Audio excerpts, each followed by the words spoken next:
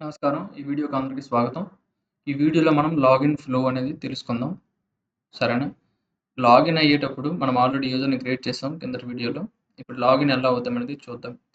User అనేవాడు request పంపిస్తాడు. అది సర్వర్‌కొస్తుంది. అక్కడి నుంచి రౌట్స్‌కొస్తుంది. అక్కడి నుంచి కంట్రోలర్‌కొస్తుంది. కంట్రోలర్‌లో మనం ఏం చేస్తామంటే ఇన్‌పుట్‌ని వాలిడేట్ చేస్తాం. ఒకవేళ ఇన్‌పుట్ అనేది వాలిడ్ కాకపోతే గనుక మనం ఎర్రర్‌ని రిటర్న్ చేస్తాం. ఒక ఇన్‌పుట్ గాని వాలిడ్ అయితే మనం నెక్స్ట్ సర్వీస్‌కెళ్తాం. సర్వీస్‌లో ఏం చేస్తామనేసంటే ఫస్ట్ మనం కంపేర్ చేస్తాం పాస్వర్డ్‌ని. ఓకేనా? డేటాబేస్‌లో ఉన్న పాస్వర్డ్‌ని, అలాగే మనం ఇప్పుడు ఇచ్చిన పాస్వర్డ్‌ని రెండిటిని కంపేర్ చేస్తాం. కంపేర్ చేసేటప్పుడు ఈ 2 కూడాను సేమ్ అవ్వలేదనుకోండి, నో వచ్చిందనుకోండి, మనం ఎర్రర్‌ని రిటర్న్ చేస్తాం. ఒకవేళ కంపేర్ అయితే గనక జేడబ్ల్యూటీ టోకెన్ అనేది జనరేట్ చేస్తాం. ఆ టోకెన్‌ని మనం రిటర్న్ చేస్తాం. సో, ఇది థియరీ అండి. మనం ప్రాక్టికల్‌గా ఏ విధంగా చేస్తామనేది తెలుసుకుందాం.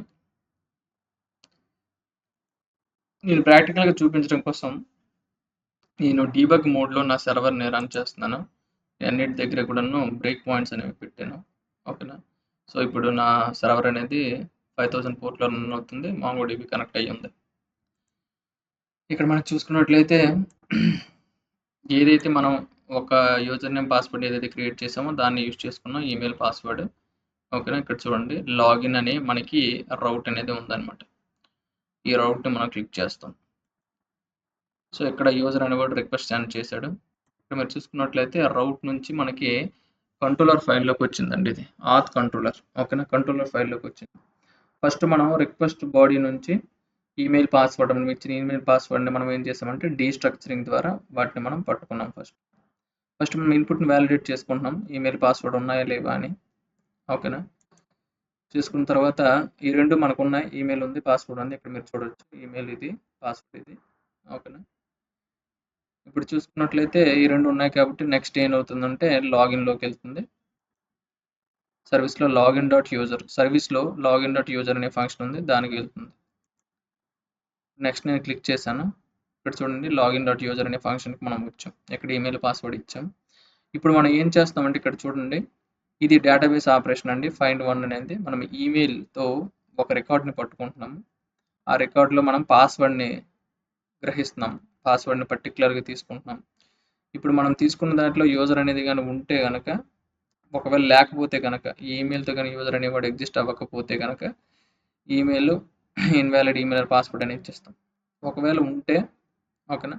ఉంటే నెక్స్ట్ స్టెప్‌కెళ్తాం. నెక్స్ట్ స్టెప్ ఏంటి? Compare the password. ఫస్ట్ మనం రికార్డ్ ఉందో లేదో చూసుకున్నామండి.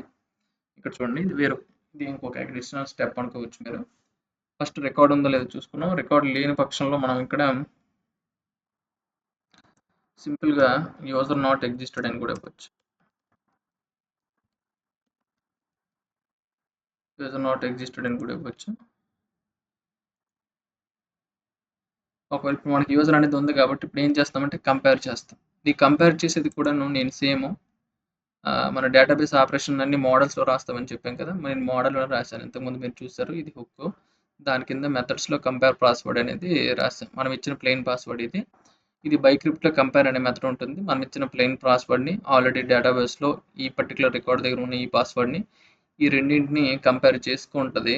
ఈ కంపేర్ చేసుకొని మనకు దాంతో రిజల్ట్ అనేది ఇస్తది. ఇప్పుడు చూసుకున్నట్లయితే ఈజ్ మ్యాచ్ చూడండి. ఈజ్ మ్యాచ్ అనేది ట్రూ అండి. ఇక్కడ మీరు చూడొచ్చు. Is match is equal to true. ఇక్కడ హోవర్ చేసినా సరే మీకు వాల్యూ అనేది వస్తది. సో, ఇప్పుడు మనకి ట్రూ అయింది. ట్రూ అయింది కాబట్టి ఇది వాలిడ్ పాస్వర్డే.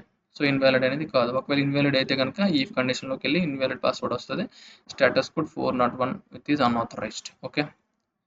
నెక్స్ట్ ఒకవేళ మనది ఇప్పుడు మ్యాచ్ అయింది కాబట్టి నెక్స్ట్ జే జేసన్ టోకెన్ అనేటువంటిది జనరేట్ చేయాలండి. ఇక్కడ చూడండి సైన్ టోకెన్ అనే ఒక మెథడ్ ఉందండి. ఇది మనకి నేను యుటిలిటీస్ అనే దాంట్లో యుటిలిటీస్ అనే ఫోల్డర్‌లో jwt.js అని ఒక ఫైల్‌ని క్రియేట్ చేశాను. అక్కడ జేసన్ వెబ్ టోకెన్ అనే ప్యాకేజ్‌ని యూజ్ చేసుకొని ఓకేనా ఈ టోకెన్ అనేది నేను జనరేట్ చేస్తున్నాను. ఈ jwtలో సైన్ అనే మెథడ్ ఉంటుంది.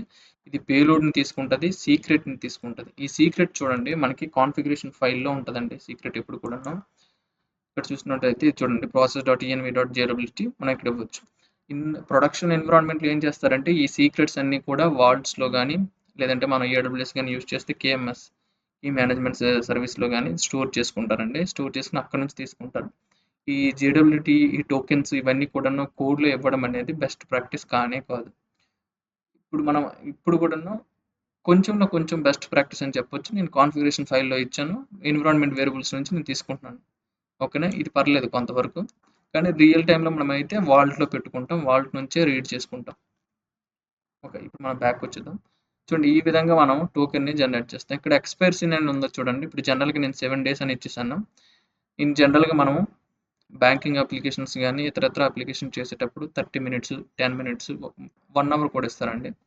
Most of the critical financial applications అయితే టైమింగ్ అనేది చాలా తక్కువ ఉంటదండి. లేదంటే 1 అవర్ ఇవ్వచ్చు.